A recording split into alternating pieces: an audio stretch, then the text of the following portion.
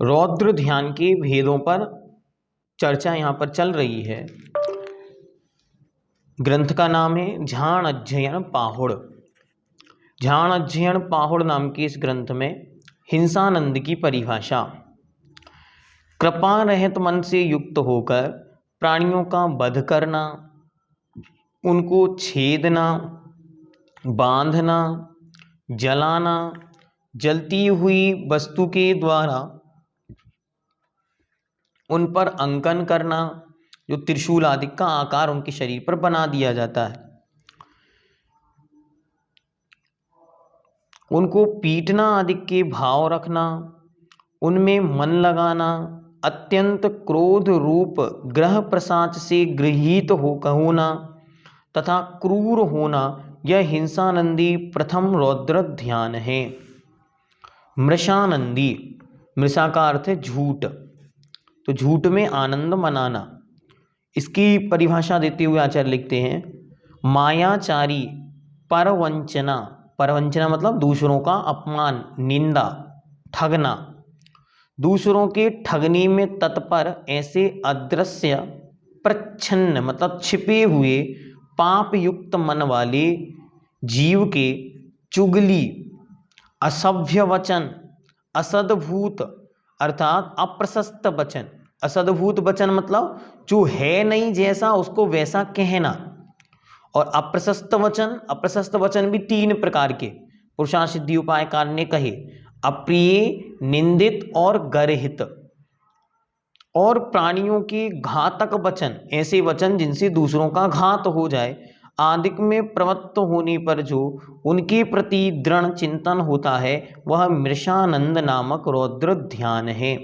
बार बार इसमें चिंतन करना, ऐसा उन्होंने कहा, ऐसा कह सकते हैं, अगर वो ऐसा कहेंगे तो हम ऐसा कह देंगे, इस प्रकार उस झूठ को मजबूत करने के लिए बार बार कहना। जैसे हम और आपने बहुत अच्छी तरह उसे सुना कि एक झूठ छिपाने के लिए 1000 झूठ बोलने पड़ते हैं। अब वो 1000 झूठ कहाँ से आते हैं? वो चिंतन से आते हैं। इसी का नाम है मृषानंदी।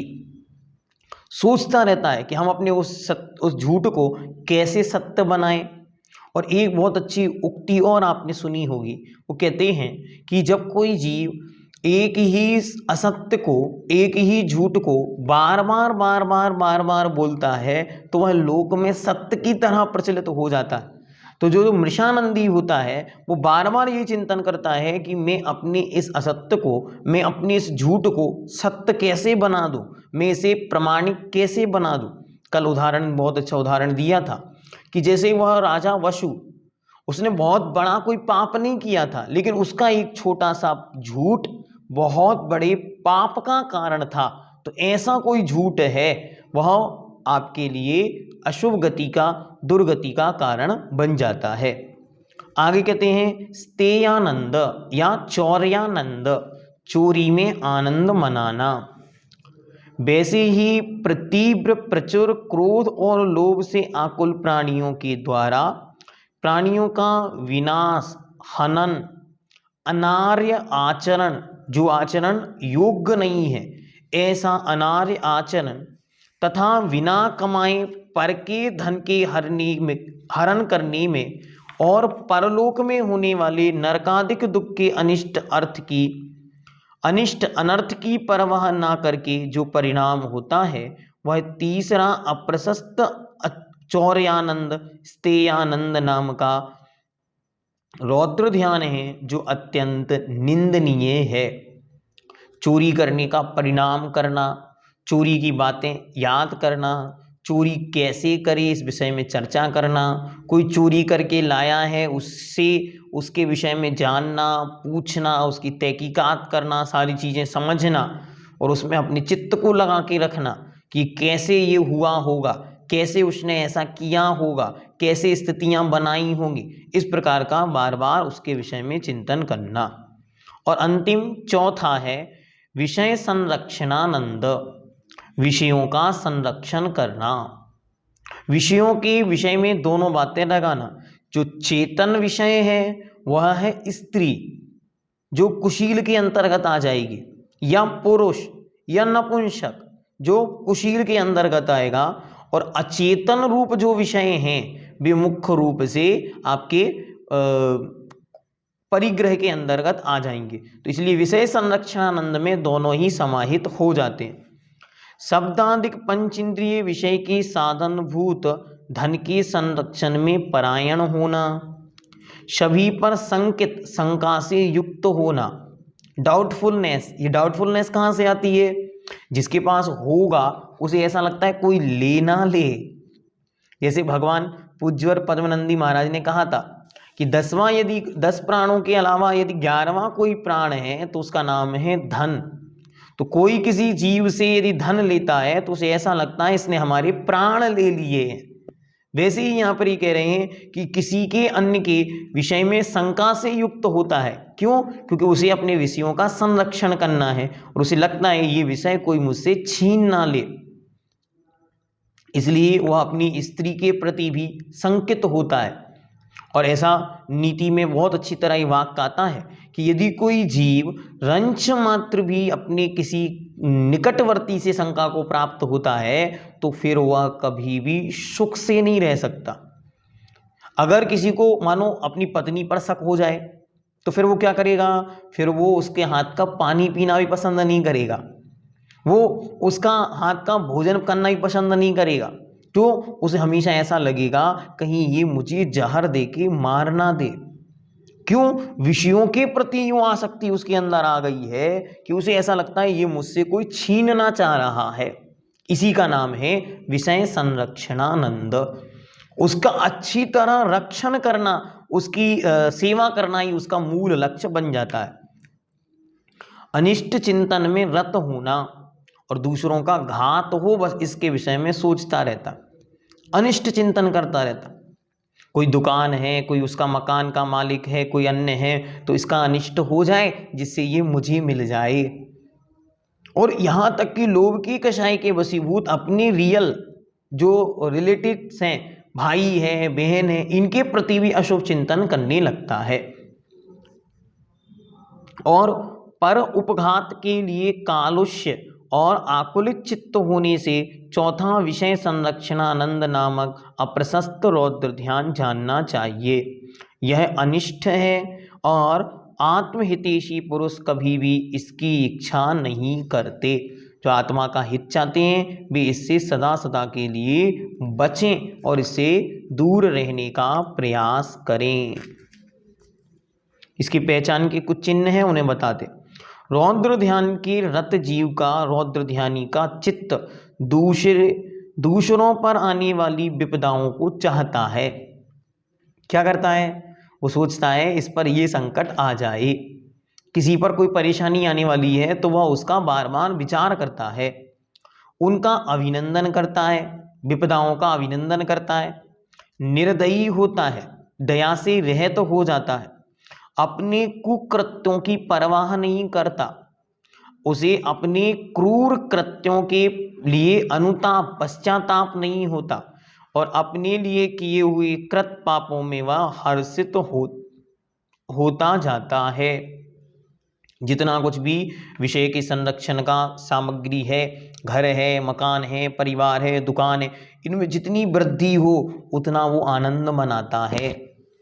जबकि बहुत अच्छा चिंतन हमको ये करना चाहिए, जितना जितना ये बढ़ेंगे, क्या जितनी जितनी ये धन वैभव आदि परिग्रह बढ़ेंगे उतना उतना हमारा संसार बढ़ रहा है। यद्यपि ये पुण्य है, बहुत अच्छी तरह समझना, यद्यपि ये पुण्य के फल से प्राप्त हुए हैं, लेकिन ये पुण्य के फल भी पाप रूप हैं। इसलिए उन्होंने बहुत अच्छी पंक्ति आदरणीय पंडित जी साहब कविवर दयानंद राय जी ने लिखी, बहु धन बुरा है पे भला कहिए, लीन पर उपगार सो। क्या? बहुत धन जो है वो बुरा ही है, भली पुण्य का फल है, लेकिन वर्तमान में वो परिग्रह है और उसमें जितनी जितनी मूर्छा होगी उतना उतना अशुभ गति का आश्रय कराने का कारण बनेगा। इसलिए हमको बसंती जी ने एक बहुत अच्छी बात कही थी। मैं भीलवाड़ा जब गया तो उन्होंने कहा, भैया जी हम प्रतिवर्ष अपना कुछ सोना और कुछ द्रव्य दान में निकालते चले जा रहे हैं। इससे क्या होगा? इससे हमारी परिग्रह के प्रति मूर्छा कम होगी। जैसे स्त्रियों में एक सहज भाव है कि धन आए, सोना एकत्रित करना है, वही इच्छा इनकी अपोजिट चल रही है, तो आपको यह समझना चाहिए ये हमारे लोभ को कम कर रहा है, हमारी गिद्धता को खत्म कर रहा है। तो जैसे जैसे बने वैसे वैसे अपनी गिद्धता को धीरे धीरे कम करना हमको चाहिए। इससे हमारे ये विषय संरक्षणानंद आदि जो 4 प्रकार के रौद्र ध्यान कहे, इनसे हम बच पाएंगे। और स्त्रियों को इस विषय में बहुत दृढ़ता से विचार करना चाहिए। अपने जीवन में कभी मौका मिले तो एक किताब है दान चिंतामणि, क्या नाम है किताब का? दान चिंतामणि। उसमें अप्तिमब्बे नाम की एक मंत्री की पत्नी हुई है, जो जैन मंत्री था उसकी पत्नी है, 2 पत्नी थी उसकी, अप्तिमब्बे और गुंडुमब्बे। तो उसमें गुंडुमब्बे तो सती हो गई थी, लेकिन अप्तिमब्बे वहां पर थी। तो अत्तिमब्बे ने जो दान अपने जीवन में किया उसको रोज गुनगुनाना चाहिए। मतलब स्त्रियों को अपने जीवन में उस दान के प्रकरण से उस किताब को, मतलब मेरा मन ये है कि आप सब उस किताब को अपने जीवन में एक बार पढ़ें। उस किताब को पढ़ने से हमको ये समझ में आएगा कि कैसे स्त्रियां अपने जीवन में सदुपयोग करती हैं। उसके 2-3 प्रसंग रख के हम आगे बढ़ेंगे। जैसे उन्होंने अपने, जब उनके गर्भ में शिशु आया तो उनको एक दोहला उत्पन्न हुआ, एक भावना मन में आई कि मैं अपनी आंखों के सामने 1000 जिन बिंबों का अभिषेक देखूं। अब 1000 जिन बिंब एक साथ कहाँ होते? तो उस समय कांच के ऐसे शीशे लगाकर, वो बचपन में खेलते थे ना आप, गेम होता था कांच को लगा के और बहुत सारे बनाते थे, ऐसे बनाकर उनको 1000 जिन बिंबों का अभिषेक दिखाया गया। लेकिन उनका मन माना नहीं। चलो दोहला उन्होंने पूरा कर लिया, फिर उन्होंने संकल्प लिया और उन्होंने अपने जीवन में 1000 जिन बिंब प्रतिष्ठित करवाए। उन्होंने संकल्प लिया। उस समय प्रिंटिंग प्रेस नहीं होते थे, लेकिन उन्होंने संकल्प कर लिया और उन्होंने अपने जीवन में 1,00,000 ग्रंथ, कितने? 1,00,000 ग्रंथ हाथों से लिखवा के और जगह जगह उनकी प्रतियां पहुंचाई। ऐसे महान महान काम होते थे। और सुनो, बहुत अच्छा उन्होंने जो काम किया, जो बिल्कुल हार्ट टचिंग। उनके समय में लोग विद्वान नहीं होते थे, पढ़ने पढ़ाने की परंपरा बहुत कम थी। तो उन्होंने, एक कवि थे उस समय पंप नाम के, एक रन्न नाम के थे और एक पंप नाम के थे। उन्होंने उन कवियों को अपने घर में, अपने जो महल था, उनका जो राज्य था, उसमें उनको संरक्षण दिया। उनसे कहा आप अपनी आजीविका के लिए अन्य कुछ काम नहीं करना, आप तो मात्र जिनवाणी की सेवा करो, आप तो बस काव्य लिखो, जिनेंद्र भगवान पर स्तुतियां, उनकी भक्तियां, उन पर चरित्र लिखो। मैं आपका और आपके परिवार का जीवन भर का संरक्षण करूंगी। ये उन्होंने महान काम किए। इससे क्या हो गया? इससे उनकी आकुलता समाप्त हो गई और उन्होंने अपना सारा जीवन जिनवाणी की सेवा में लगा दिया। आज कन्नड़ का सर्वश्रेष्ठ ग्रंथ और कन्नड़ की सर्वश्रेष्ठ साहित्यिक विधा कोई मानी जाती है तो वो पंप के द्वारा रचित ग्रंथ ही माने जाते हैं। अब आप बताइए, एक स्त्री अपने जीवन में बहुत बड़ी विद्वान नहीं बन पाई, बहुत बड़ा लेखक नहीं बन पाई, लेकिन कवि नहीं बन पाई, लेकिन उन्होंने एक कवि का संरक्षण करके जिनवाणी का बहुत बड़ा कार्य कर दिया। तो धन बुरा हूं पे भला कहिए, लीन पर उपकार सो। इसलिए इन विषय संरक्षण से हम बचकर एक नया मार्ग, एक प्रशस्त मार्ग, एक विशुद्ध मार्ग, एक जिन शासन की रक्षा का मार्ग हमारे माध्यम से संरक्षित हो, ऐसा हमको प्रयास करते रहना चाहिए।